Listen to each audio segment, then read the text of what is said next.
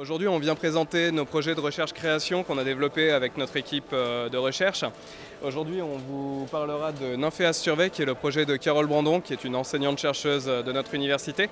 Et donc, Carole Brandon s'est intéressée à la construction d'un espace en réalité virtuelle qui permettra de remettre en valeur le patrimoine culturel de Chambéry au travers du bâtiment de la Rotonde que vous pouvez voir dans l'expérience. Et qui va également venir questionner la question de la lumière dans les dispositifs en réalité virtuelle.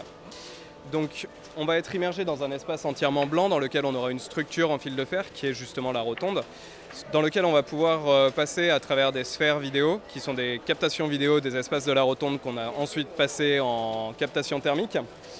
Et l'utilisateur, par ses déambulations, va venir interconnecter ces espaces à l'aide d'un fil qu'il génère par son déplacement.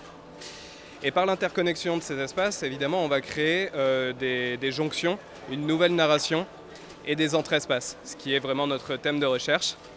Donc j'espère que vous avez pu l'essayer et que ça vous a plu. En très rapide, on va avoir un deuxième projet qui s'appelle Amdoman, qui est un projet de recherche-création développé dans le cadre d'une thèse par Gaëtan Lecoirer, qui va s'attarder plutôt sur des narrations en réalité virtuelle. Donc on est parti d'une légende irlandaise celte, qui met en scène deux frères que tout oppose. Et donc le dispositif permet par l'interaction de l'utilisateur de recomposer le récit en réalité virtuelle. Juste à côté, on a Corallium Blanco, un deuxième projet de Carole Brandon qui à nouveau s'attaque à la lumière, mais ce coup-ci en révélant des formes par l'interaction de l'utilisateur, toujours dans cet espace blanc.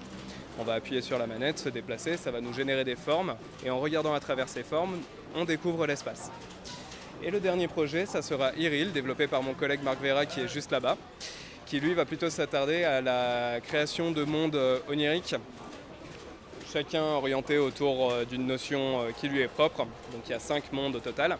Et l'utilisateur, à nouveau en se déplaçant et en interagissant avec le décor, ça va lui permettre de découvrir l'expérience et donc de s'immerger dans ces mondes virtuels.